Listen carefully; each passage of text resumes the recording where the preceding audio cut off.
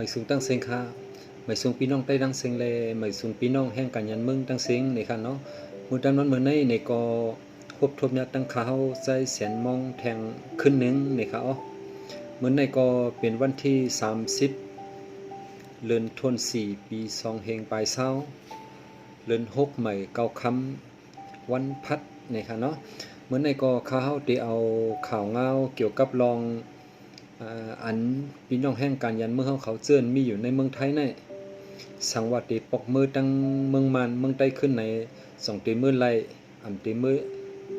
ปกมือ2ตีไล่เฮ็ดจังหือหลายๆอันว่านั้นข้าเฮาตีมาซับแรงในปันจมหนังตีข้าเฮาและอ่านด้วยตีในข่าวนะครับอ๋อมื้อในมื้อว่าค่ะเนาะมื้อหนังตีในข่าวไทยรัฐได้ออกข่าวไว้ว่าตีลานแม่สอดนะครับเนาะได้เปิดปัน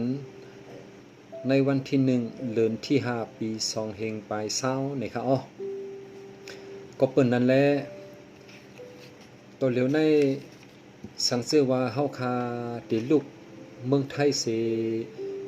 มือดังเมืองมันเมืองใต้นะครับเนาะเฮาคาติไล่กรอบเอกสารที่ที่ตันยงเนี่ยค่ะเนาะหรือว่าสถานทูตที่กรุงเทพค่ะเนาะเฮาค่าจะได้กรอบเอกสารก่อนนะคะเนาะกรอบเอกสารในเฮาค่ากรอบตั้งออนไลน์ก่อนเลยค่ะเนาะเฮาค่าเข้ากับที่เว็บไซต์docs google.com นี่ก็เลยค่ะเนาะเฮาเข้ากับที่เว็บไซต์อันไหนก็ไลนี่ค่ะเนาะที่ตั้งที่หน้าเพจค่ะในก็ที่เอาลงไว้ปันนี่ค่ะอ๋อก็เปิ้นนั่นแหละสังเกตว่าเฮาคาที่กรอบเอกสารเพราะว่าในสิ่งที่นั้นมันได้ถามไว้ว่าอันตั้งสุดในว่าเขาที่ลาดไว้ก่อนค่ะเนาะก็เปิ้นว่าเขาใจมันนะครับเนาะลิกมันก็เขาคำโปรโมลีหนังเก่านะครับเนาะเขาได้อ่านในด้วยนะครับเนาะในยะโตจันโลดีอโลตมาเมียกูเยอชะและเพียด้วยอย่างปงสันนะครับเนาะเอาค่ะก็เปิ้นนั่นแหละที่ในนี่ก็อ่อนตั้งสุดเฮาคาที่ไล่ใส่ที่เขาเขียนไว้อมีนะครับเนาะเฮาคาที่ไล่ใส่ชื่อเฮาชื่อในมาปงตีนเฮาค่ะเนาะอันนั้นก็ชื่อในพาสปอร์ตเฮาค่ะเนาะเฮาคาที่ไล่ใส่ชื่อคำแทงမြန်မာနိုင်ငံကိုလက်မှတ်အမှတ်တို့နိုင်ငံသားစီစီရေးအမှတ်นะครับเนาะဒီในซ้ำเฮาคาที่ไล่ใส่หมายเลขพาสปอร์ตเฮาอันนั้นก็ใส่หมายเลขมาปงตีนเฮาค่ะเนาะเฮาค่ะติเลยใส่หมายเลขอันไหนว่าเฮาค่ะอยู่เมืองไหนอยู่เว้งไหนนี่เฮาค่ะติเลยใส่นี่ค่ะอ๋อซ้ำแทงลองแทงตอนนึงซ้ำมันได้ถามว่าจามะอมิโอซานี่ค่ะเนาะมันได้ถามว่าคนหญิงหรือว่าผู้หญิงหรือว่าผู้ชายนี่พวกเฮาค่ะเป็นผู้หญิงก็เต็กดิผู้หญิงพวกเฮาค่ะเป็นผู้ชายก็ให้เต็กดิผู้ชายนี่ค่ะเนาะซ้ำแทงอันนึงนี่ก็มันได้ถามว่าอลุอมิโอซานี่ค่ะเนาะนักการที่เฮาเห็นค่ะเนาะมันจะมีอยู่5มิ้วค่ะเนาะเซาโลเยเซปิมมุมิเยเซปิเยนี่มุมิเยค่ะเนาะเสยงอโลยงอัชชาเยโรงงานนี่ค่ะเนาะ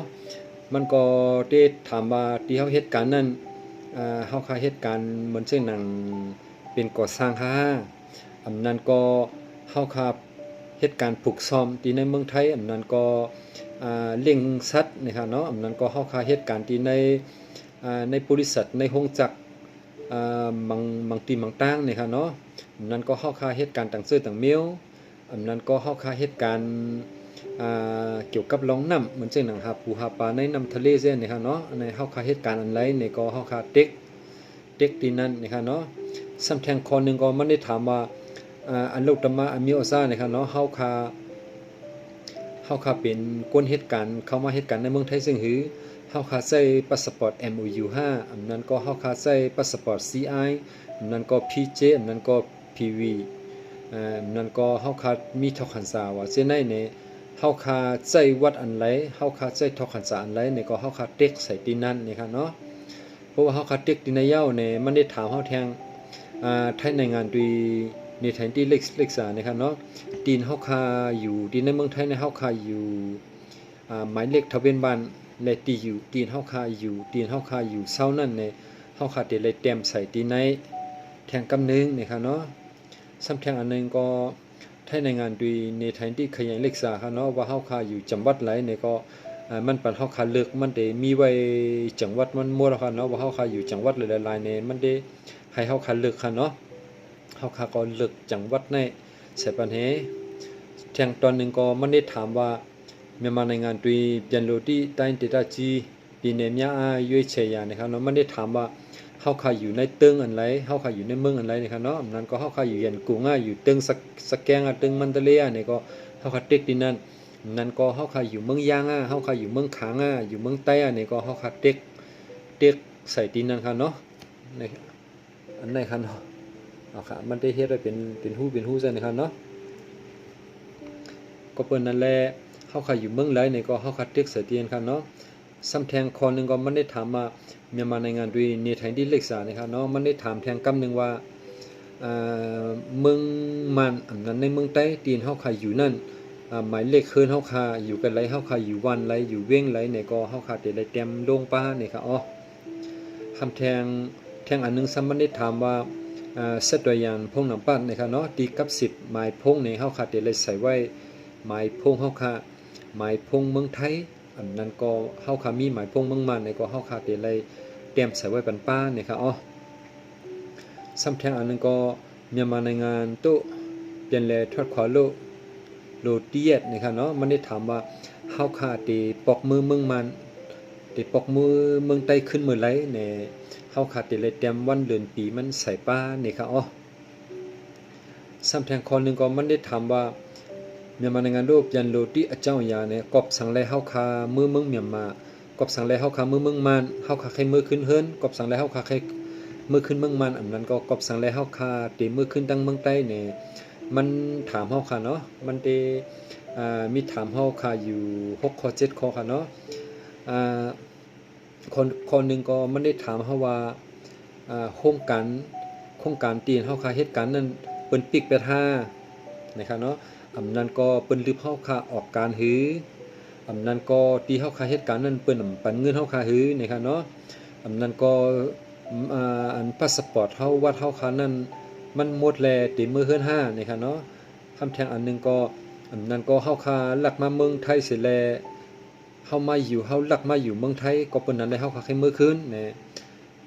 แทงข้อนึงก็มันได้ถามว่าเฮาคามีที่อยู่ที่กินแทงอันนึงมันได้ถามว่าก็ปูว่าเฮาคาไข่มือแลเฮาคาติมือนะครับเนาะเฮาคาเป็นจังหือนี่ก็เฮาคาเต็กใส่ตีนั่นค่ะเนาะเฮาคาเต็กใส่ตีล็อกตีนเฮาคาเต็กกรอบเอกสารนะครับเนาะมันได้ถามแทงว่าท่านในงานโตเปลี่ยนแลวิยาวโลชิมชินะครับเนาะพวกเฮาคามือเมืองมันเมืองใต้ยาวเนี่ยส่งเฮาคาติมาเมืองไทยขึ้นติมาเนี่ยเฮาคาติได้เต็กตีในป่าเนี่ยครับอ๋อซ้ำทางคนนึงก็มันได้ถามเฮาว่ามีที่เนสัตแทบเป้าเก่งมากตะสินจะมีกูยืดเฉยไปอย่างนะครับเนาะมันได้ถามเฮาแทงว่าเฮาขาดตีมือตั้งหลานอันไรตีว่าย้อนรับไว้ก่อนค่ะเนาะตัวเลี้ยวได้ก็เปิ้นตึกปึดปันเฮาขาดหลานแม่สดแม่วัดตีกล้วยนี่ค่ะเนาะตีในลิกในแต่ก็มันได้ปันไว้ตา3ตีค่ะเนาะเฮาขาดตีมือตั้งแม่สดแม่วัดตี5อันนั้นก็เฮาขาดตีมือตั้งก็ต้องละนองค่ะหืออันนั้นก็เฮาคาติมือตั้งแม่สายตะคิเล็กนี่มันได้ถามเฮาคาซึ่งไหนครับเนาะสำแทงมันได้ถามเฮาคาแทงว่าอาชาติมจาโลที่อาชาตินะครับเนาะมันได้ถามเฮาคาว่าเฮามีลองตั้งซึ่งหือเนี่ยก็เฮาคาแต้มใส่แทงว่าเฮาคามาเมืองไทยเฮาคามาเมื่อไหร่เฮาคามาสมกลุ่มนี่อันไรนี่อันเจ้นะครับเนาะเอาค่ะผู้ว่าเฮาคากรอบเอกสารเช่นในสิ่งๆเย้าในเฮาคาส่งเข้ากับค่ะเนาะผู้ว่าเฮาคำส่งไว้ทานตั้งในเฮาคาเตปอกมือตั้งเมืองมันนั้นเฮาคาเตปอกมือตั้งเมืองใต้ไปไล่นะครับอ๋อตัวเหลียวได้ก็ซ่อมหนังข่าวอย่ามารีบเขาออกมาได้ก็กวนตีอันลงสายไม้ซื้อเสียงไว้ตอนตาเตปอกมือเมืองมันเมืองใต้ในมี 20,000 ปลายเย้านะครับอ๋อก็เปิ้นนั่นแหละเป็กสมาตัวเหลียวในพูดถึงมาวันที่1เดือนที่5ปี2เฮงปลาย20ก็เป็นมื้อพุกค่ะเนาะเป็นมื้อพุกเยาะปักสมาเฮาคาตีปอกมือหลานดินเมสอดในเปิ้นปึดปันเฮาในเสตาก็ ตัวเหลียวในลองหยับใจซ้ำเหมือนซึ่งหนังเฮาคาลูกตั้งกรุงเทพตีมือตั้งเรียนลินเลสังในรถกาอันตีเรียนจอมตาจอมตั้งซึ่งในก็เปิ้นทำไปปันแลนนี่ค่ะเนาะเหมือนซึ่งหนังที่ในเกียงใหม่ก็เฮาคาตีลูกที่อาเขตในเฮตีมือตั้งแม่สายนี่ก็รถกาตาตีมือก็เปิ้นไปปันแลนเหมือนกันเฮาคาตีตั้งหลานแม่สายก็เปิ้นไปปึดนี่ค่ะเนาะก็เปิ้นนั่นแหละตัวเหลียวได้ก็เปิ้นตั้งตึกปึดตีตั้งแม่สอดก้อยนี่ค่ะอ๋อเพราะว่าเป็นไรนี่ก็เฮาคาไปเที่ยงอีกนึงนี่ค่ะเนาะเฮาคาส่งไข่มือเอาเพราะว่าเฮาคาไข่มือแห่งไหนย่อมใจหือนี่ก็กอบเอกสารไว้ตีอันค่าเฮาคาปานไว้ค่ะเนาะเว็บไซต์มันก็ docs.google.com นี่ค่ะเนาะเฮาคาเขียนข้อที่ในก็ระยะนี่ค่ะเนาะในค่ะเนาะเฮาคาเขียนข้อที่ในก็เฮาคากรอบเอกสารไว้ในก็ไรค่ะเนาะเพราะว่าถึงข้าวยามมันมาเนี่ยก็เปิ้นก็ได้ตอบมาปันเฮาคาค่อยว่าเฮาคาติมือไรนี่ค่ะเนาะตอนเหลียวในตอนตาเฮาคาติมือมันนั่นก็มันก็ง่ายๆค่ะเนาะก็คือว่าเฮาคามเป็นคนเมืองเมียนมาเฮาคามเหมือนคนเจ๋งตั้งเมืองไทยเหมือนเจ๋งตั้งเมืองเปิ้นหลายๆตีค่ะเนาะให้เปิ้นเอารถกามือส่งเฮาลูกเมืองไทยในมือส่งถึงเฮือนเนี่ยก็ได้เป็นไรได้ขี่เครื่องบินเปิ้นได้เอาเครื่องบินรับมือเนี่ยก็ไปไล่นะครับเนาะก็เปิ้นนั่นแหละเฮาคาลูกป่องใจลองตั้งหยับเผิดอันในพ้องนะครับเนาะตอนเร็วในซ้ำสังชื่อว่าเฮาคาได้ออกมือเฮือนเพราะว่าในซึ่งเฮาคามือถึงที่แลนดินยาวในเฮาคาได้เลยมืออยู่เหมือนซึ่งหนังว่าเฮาคามือตั้งแม่สายมือตาขี้เล็กค่ะเนาะเพราะว่าเฮาคามือถึงที่ในตาขี้เล็กยาวในเปิ้นติให้เฮาคาอยู่อันความไทยเปิ้นฮ้องว่ากักตัวค่ะเนาะเปิ้นติให้เฮาคาอยู่เซาไว้ที่ตาขี้เล็กนั่นตา21วันนี่ค่ะเนาะ21วันนี่ค่ะอ๋อเพราะว่าเฮาคาอยู่21วันยาวเฮาคำมียอกาสังเฮาคำจับยอกาสังสิชื่อสิเมียวในสนาตีภายตรวจก้นของเมืองก็เปิ้นได้ปันลิกทอคันษาเฮาคาเสเปิ้นได้ส่งเฮาคามือติเฮิรนเพราะว่าเฮาคามือถึงติเฮิรนยาวนี่ก็เฮาคาได้เลยมืออยู่ติเฮิรนนั่นแทง7วันเฮาติกว่าตั้งเริ่มไล่นะคะเนาะติเลยมืออยู่แทง7วันให้ก่อนนะคะเนาะก็เปิ้นนั่นแหละตั้งหมดก็ได้เป็นอยู่หมอก28วันนะคะอ๋อค่ะอันนี้เป็นลองตั้งอย่าเผิดสังซื้อว่าเฮาคาไข่มือเนี่ย28วันอันนั้นก็หมอก1เดือนในก่อนเฮาคา2ไข่ได้ถึงเฮิรนนะคะเนาะเฮาคามันซื้อหนังตัวเหลียวในตั้งเมสอดเปิ้นปืดหลานปันเฮาในเสตากอเพราะว่าเฮาคาลูกกรุงเทพได้มาตั้งเมสอดในเฮาคาได้ขี่ก้ามาในก็ห่ำจังย้อนเปิ้ว่าเฮาคาได้ขี่ก้าสุนตัวมาก็หยาบนะคะเนาะก็เปิ้ว่าตั้งเมืองไทยเปิ้นทำปิกไว้ข้าวยามกลางค่ำ10:00 นถึง4:00 นกลางในเปิ้นปิกไว้ต่อถึงวันที่30เนาะต่อถึงวันที่31เดือนที่5ค่ะเนาะจะไม่ผิดพลาดมันมีต่อถึงวันที่31เดือนที่5ปี2เห็นไปเช้าในเปิ้นติปิกไว้ต่อถึงกันนั้นในเฮาคาซ้ำติมือนี่ก็ห้ำจังขี่ก้ามือเดี๋ยวก้าสูงตัวมือก็ห้ำไปจ้างนะคะเนาะที่ตั้งเมืองใต้อันนั้นที่ตั้งเมืองมานนี่ก็เปิ้นยังต่อเหลียวก็เปิ้นปิกไว้เหมือนกันเฮาคาติลูกเว้ง1กว่าเว้ง1ก็เปิ้นซ้ำไปปันกว่า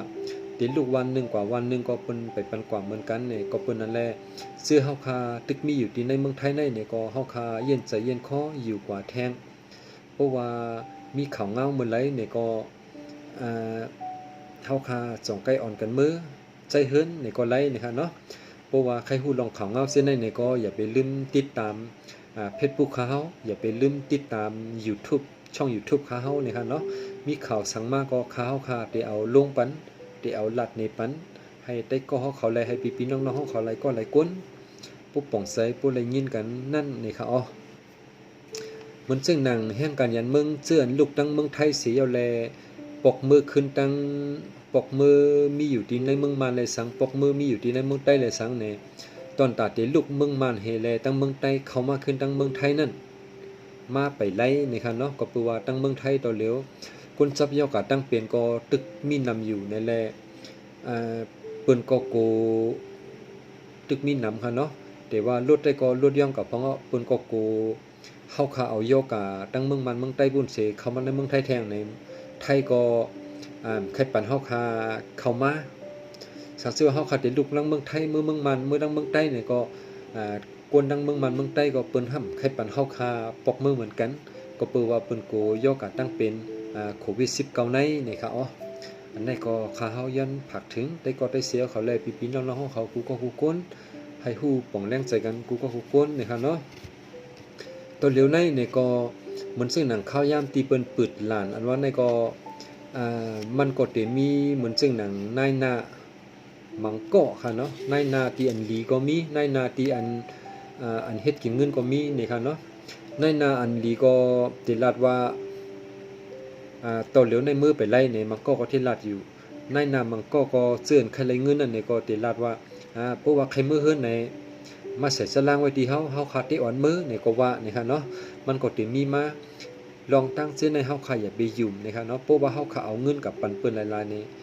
เฮาขาได้เสียเงินกวยเฮาขามือไปไล่นี่ค่ะอ๋อสังเกตว่าเฮาขามีอยู่ที่ลานเมสอดนั่นเนี่ยแต่ก็เฮาขาได้ออกมือไหลอยู่แต่ว่าโป๊คำเมสอด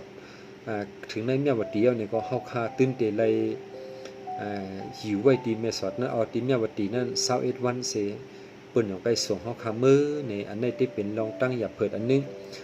เฮาขาอยู่ในเมืองไทยในเฮาขายังเป็นโยกะเกิดมาเฮาขามืออยู่โฮมกันที่นั้นก้นเป็นปากเป็นเฮงในเฮาขาที่สั่งมือจับโยกะที่นั้นเฮก็เปลี่ยนไปไรก็เปลี่ยนไรนะครับเนาะก็เปิ้นอันแลตัวเหลียวในก้นซื้ออันไรก็ใส่ไว้ใส่ไม้ซื้อเสียงตอนตาดีปอกมือเฮือนั่นมีอยู่ 20,000 ปลายเย้าในอันจิเลยว่าเอค่ะเนาะก็เปิ้นอันแลเฮาขาดเต็มมือในก็เฮาขาโดยไล่วนดีๆก่อนเฮาขาอย่าไปหิบแนตมือนี่ค่ะเนาะเพราะว่าเหมือนเส้นหนังที่ในเมืองไทยเนี่ยก็ต่างวันต่างเมืองในก็ข้าวหูค่ะเนาะเหมือนเส้นหนังที่ในเกียงใหม่ได้ก็ข้าวค่ำมีข้าวกินเนี่ยก็เหมือนเส้นหนังที่ในเมืองหรือว่าในแคมป์ก่อสร้างเส้นนั้นเนี่ยก็พี่น้องใต้เฮาค่ะหลายที่ได้ตั้งเปิ้นก็แจกข้าวสารก็แจกตั้งกินกันอยู่คนไทยเปิ้นก็มาแจกปันพองคนใต้เฮาหนังกันก็ช่วยแถมกันแจกปันกันอยู่ในลองอันเช่นในเนี่ยเฮาค่าป้ออยู่ป้อกินเนี่ยก็เฮาค่าอยู่กว่าก่อนนะครับเนาะลองหน้าการเนี่ยก็ตัวเลียวก็หน้าการอันเปิ้นได้เปิดปันขึ้นก็มีตั้งนำเหมือนกันเปิ้นได้เปิดปันขึ้นเนี่ยก็มีอยู่หลายมิ้วนะครับเนาะหน้าการตีนเฮาค่าไปละเฮ็ดนั่นเนี่ยก็เฮาค่าก็หาการใหม่ไล่ก็หาเฮ็ดการเป็นไล่วันก็ไล่ในจอมหนังเตียนมีกันนะครับเนาะลองอยู่ลองเศร้าเนี่ยก็เฮาค่าหรือเลยเย็นกันพองเพราะว่าถ้ามีที่อยู่ที่กินล่าๆเนี่ยก็ย้อนก็อยู่ซ้ำใต้ก็ได้เซก็อยู่ซ้ำปีซ้ำน้องไว้ทานเนี่ยก็ติดไหลอยู่นี่ค่ะอ๋ออันนี้ก็ข้าเฮายันผักถึงได้ก็ได้เสียเขากูก็กูก้นนี่ค่ะเนาะเหมือนสิ่งหนังที่ในข่าวตาคิเล็กค่ะเนาะในข่าวตาคิเล็กออกไว้นั่นก็เพราะว่าข้าวยำตัวเหลียวในสังเกตว่าขี่เครื่องวินลูกตั้งยันกุ้งอันนั้นลูกมันทะเลอันนั้นลูกตั้งไฮโฮลูกตั้งลาเชียวขี่เครื่องวินมาลงที่ตาคิเล็กเพราะว่าในซึ้งเดี๋ยวเลยอยู่ที่ตาคิเล็กตา28วันนี่ค่ะเนาะในก็ในข่าวตาคิเล็กเพิ่นก็ออกไว้ปันว่าเดี๋ยวเลยอยู่ตาคิเล็ก28วันก่อนในสังเกตว่าเฮาคันลูกเมืองใต้มาเฮาขามาถึงตาคิเล็กเนี่ยเฮาขาดเดี๋ยวเลยอยู่28วันเนี่ยมันก็สิเลยว่าง่ายๆค่ะเนาะ28วันในสังเกตว่าเฮาขาเอาเงินมาหมอก 4-5 แสนจะได้ตั้งให้ป้ออยู่ก่อนค่ะเนาะกากินให้กาอยู่ในก็มันก็หยับใจเต้ๆก็เปิ้นนั่นแหละเฮาคัดตึกมีอยู่ตั้งเมืองใต้เนี่ยก็เย็นใจอยู่กว่าแท้เฮาคัดตึกมีอยู่ตั้งเมืองไทยเนี่ยก็เย็นใจอยู่เหมือนกันกูก็กูก้นเสกำนี่ค่ะอ๋อเอาค่ะมื้อในเนี่ยก็มื้อหนังก้นจับเยากะมื้อในวันที่30เดือนธันวาคมปี2020นี่ค่ะเนาะก้นจับเยากะตั้งเป็นโควิด19ที่ในเมืองใต้เนี่ยก็หรือ5ก้อก็ค่ะเนาะใน7ก้อในก็เหลืออยู่5ก้อเหมือนเส้นหนังตีต้นตีก็หายกว่าเย้าก้อนนึงเหมือนเส้นหนังตีลาเชียวก็ยุดยาหายกว่าเย้านะครับเนาะตอนเดียวก็ขึ้นอยู่ที่ห้องยาเกียงตุง3ก้อตีเวงต้นตี1ก้อและตีเวงหมู่เซ1ก้อเนี่ยคิดว่าอยู่5ก้อนะครับอ๋อเหมือนเส้นหนังตีในเมืองไทยก็เหมือนในวันที่30เดือนธันวาคมปี2020 2เฮงไปเช้านี่ค่ะเนาะที่ในเมืองไทยก็กุนทรัพยากรตั้งเป็นมีอยู่2เฮง9ปาก54ก็ก้นตีอันขึ้นห้องยาเสร็จแล้วอันตึกมีอยู่ที่ในห้องยานั่นก็ตึกกึดอยู่2ปากไป13ก็อันตายก็ตายกว่า50ไป4ก็นะครับเนาะอันนี้เป็นที่ในเมืองไทยค่ะเนาะมันซึ่งหนังที่ในลุมผ้าในก็พอเฮามาด้วยดังเสียงค่ะเนาะเหมือนซึ่งหนังตีเนือกำผาในกูวันกูเมืองค่ะเนาะกูวันกูเมืองวันเมืองเมืองปองมัน2ปากปลายค่ะเนาะเมืองปองมัน2ปากปลายในพอเฮามาด้วยกวนทรัพยากรโควิด19ตั้งแต่เดือนปลายเดือน11ค่ะเนาะตั้งแต่ปลายเดือน11ถึงเดือน4นั่นนี่ต่อเหลือในกวนทรัพยากรตั้งเป็นโควิด19มีอยู่3,200,0007เฮง2ปาก48นี่ค่ะเนาะมีอยู่3,20,000เฮง2ปาก48ก็ในอันนี้เป็นกวนทรัพยากรตั้งเป็นเตียนมีอยู่ในกำพานี่ค่ะเนาะก้นเจื้อนทรัพยากรตั้งเป็นเสแลอันยศยาหายกว่าในซ้ำมีอยู่984,000เฮง1ปาก61ก็984,000เฮง1ปาก61ก็ในอันนี้เป็นก้นทรัพยากรตั้งเป็นเสแลยศยาหายกว่าขึ้นก้นเจื้ออันตายกว่านั้นซ้ำมีอยู่220,000เฮง9ปาก71ก็ในค่ะเนาะก้นเสื้ออันจับยอกตั้งเป็นโควิด19เสแลอันเลยตายกว่าก้นเตียนมีอยู่เนื้อกำผานั่นแหละอันเลยตายกว่านั้นมีอยู่200,000ปลายในอันสิเลว่านี่ครับเนาะน้ำเต้น้ำหวานนะครับเนาะตัวเฮาคาก็ปล่อยก่อนล่ำก้นสีหับปากในฮับวางนำหลายยาวในก้นตายก่อนเลยมี220,000เฮง9ปาก71ก็เนี่ยเลยวันน้ำเต้ๆนี่ครับอ๋อมันซึ่งหนังเมืองตีอันจับยอกานำเสเป็นหมดก็ได้เป็นเมืองอเมริกันครับเนาะเมืองอเมริกาในกุนทรัพยากรตั้งเป็นมีอยู่1,39,000เฮง9ปากไป9ก็มีล้านปลายค่ะเนาะในเมืองอเมริกันคนตายในมีอยู่69,000ปาก67ก็นี่ค่ะเนาะคนตายก็มีอยู่60,000ปลายค่ะที่ในเมืองอเมริกันค่ะเนาะในเมืองสเปนในกุนทรัพยากรมีอยู่236,000เฮง8ปาก99ก็คนตายมีอยู่24,000เฮง2ปาก75ก็ในเมืองอิตาลีก้นอันทรัพยากรตั้งเป็นมีอยู่203,000เฮง203,000เฮง5ปาก91ก็ก้นตายซ้ำมีอยู่27,000เฮง6ปาก82ก็นะครับเนาะพอคำว่าโดยใน3เมืองในก้นอันตายกว่านั่นสิเลยว่าง่ายๆครับพูดถึงแสนปุ่นนะครับเนาะอ๋อค่ะย้อนเปิ้นนั่นแหละหนังฮื้อเฮาคาเดอยู่กว่าไรนั่นในเฮาคาซื้อเป็นพี่น้องใต้กูก็กูก้นกูดีกูตั้งแลซื้อเฮาคาเป็นใต้ก็ได้เสียนกูก็กูก้นกูดีกูตั้งในก็ให้หมอลุ่มลาไปอยู่ลีกูก็กูก้นเสียกำกว่าเลยมาเลยในก็อย่าไปลืมใส่ผ้าปิดปากเลยผ้าปิดคุณหนังนี่ค่ะเนาะอย่าไปลืมใส่ค่ะเนาะเฮาคาก็โกจับเยากะเปิ้นก็โกจับเยากะเฮาก็เปิ้นนั่นแหละเฮาคากว่าไรในก็เฮาคาเลยใส่เฮาคาอยู่เมืองใต้เนี่ยก็เลยใส่อยู่ในเมืองไทยเนี่ยก็เลยใส่เหมือนกันนี่ค่ะอ๋อค่ะมื้อในเนี่ยก็ย้อนเปว่าค่าเฮาลัดนำกว่าของเหย้าเนี่ยสั่งซื้อว่าตีนค่าเฮาลัดนั้นมีติพิษติเปิงเนี่ยก็ให้ปลดวางของปล่อยปันค่าเฮาสิกรรมนี่ค่ะอ๋อมีข่าวเงาสังเนี่ยก็ขาวค่ะที่เอามาลัดนี้พี่ๆน้องๆเขาแลได้กอดได้เสียเขาแทงให้ปลดเลยถ่อมยินกันนี่ค่ะตอนตามืดนั้นคำขึ้นในเนี่ยค่าเฮาใส่แสนมองเตย้อนลือไว้ที่ไหนก่อนนี่ค่ะเนาะไม่สูงค่าไม่สูงตั้งเสียงค่า